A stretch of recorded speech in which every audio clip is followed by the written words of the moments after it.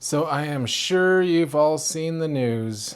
Ozzy Osbourne has passed away today at the age of 76 years old.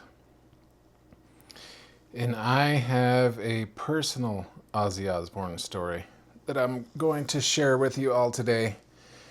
Back in 1988. But before I get into that, let's talk a little bit about Ozzy. Ozzy Osbourne wasn't just some crazy bat head biting maniac. He, well, I mean, that was part of who he was.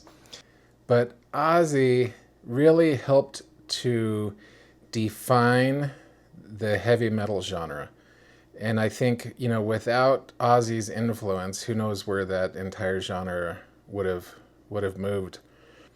Ozzy was raw, unpredictable, and true to himself, regardless of how much hate he was getting from everybody. Because if you're around my age, I'm sure you remember all of the hate and the accusations, and he was trying to motivate all the young people to get into their devil worshipping, and I think he was even on Geraldo at some point. I think I remember an interview with Geraldo where he was trying to justify his position, and they were asking him if he felt guilty about some of the kids that were harming other people or themselves, and he was saying that wasn't at all what he intended at all. He just wanted to make music based off of songs that he was writing when he was a kid, when he was growing up, based off of how he felt. And it had nothing to do with any desire to negatively influence anybody's lives. In fact, he just wanted people to enjoy his music. But anyway, I'll get back to my story. So back in 1988, and it was just after the Robin Williams movie Good Morning Vietnam was released, and it was here in Albuquerque, New Mexico, the setting for my story here. So in 1988, I would have been right around 15. So I was 14 or 15 years old. And I went to the movies with my best friend Nick and my brother Dave.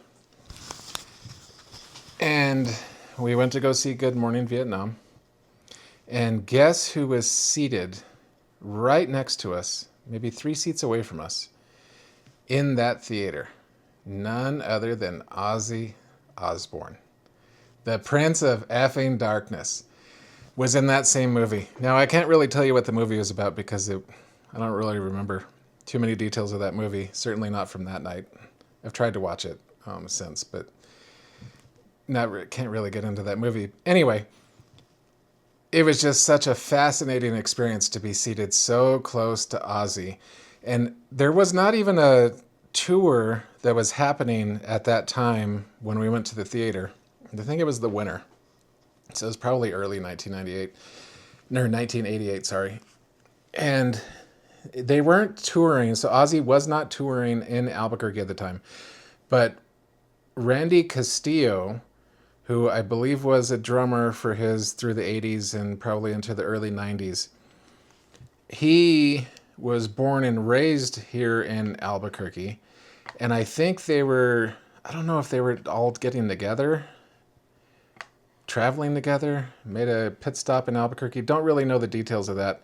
I just remember sitting in that theater with Ozzy Osbourne with my brother, my best friend Nick, and it was just such a memorable experience, almost surreal. And I remember us sitting there talking about how after the movie let out, maybe we could follow them to see where they were staying, and ended up going out to the car, and I believe it was Nick's car at the time. I don't remember what car it was. And it had a flat tire. Somebody had slashed one of his tires.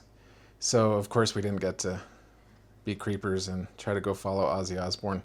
But anyway, it was just such a, hearing the news of his passing today reminded me of that story and that time that we sat next to Ozzy Osbourne during Good Morning Vietnam.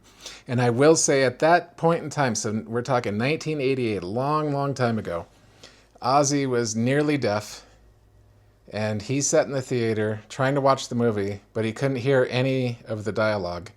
So he repeatedly asked the guys there. I think there were probably two guys with him. He repeatedly asked those guys, "What'd he say? What'd he say?" And then so he would always have like a 2 or 3 second delayed laugh after they would repeat whatever it was to him. But that was just like throughout the entire movie, he just kept asking for lines to be repeated, and then ha ha ha ha ha. Anyway, it was just a kind of a cool little story hearing the news of his passing. He was, regardless of your opinion of Ozzy, I know some people hated him, some people loved him. I think he was definitely influential, and I don't think anybody can argue his influence over music over the past many decades.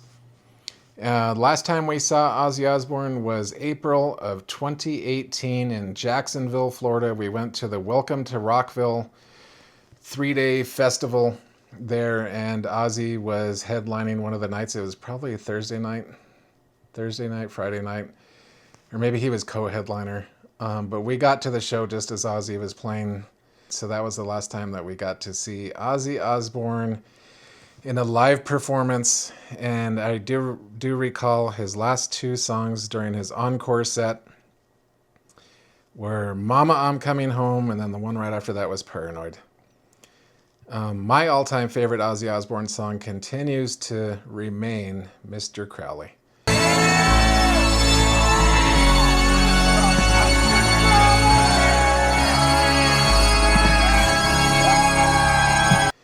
There's just something about that song. You can just hear the first few notes of that organ at the beginning of the song, and it's just, it's really a fantastic song. But anyway, wasn't even planning on vlogging today, but after heard about Ozzy passing, I figured I'd jump on and share that little bit of music history or personal history or whatever. Sharing some history with you all. Sitting in the theater next to the Prince of effing Darkness. And I think one of the takeaway lessons that all of us, whether we like him or we hate him, everything, one of the lessons that we can take away from Mr. Osbourne is the value of staying true to yourself and just being yourself, regardless of the hate, regardless of what people say about you. You just be true to yourself, and you can live a fantastic life. Anyway, I'm assuming that's a lesson. But thanks for watching.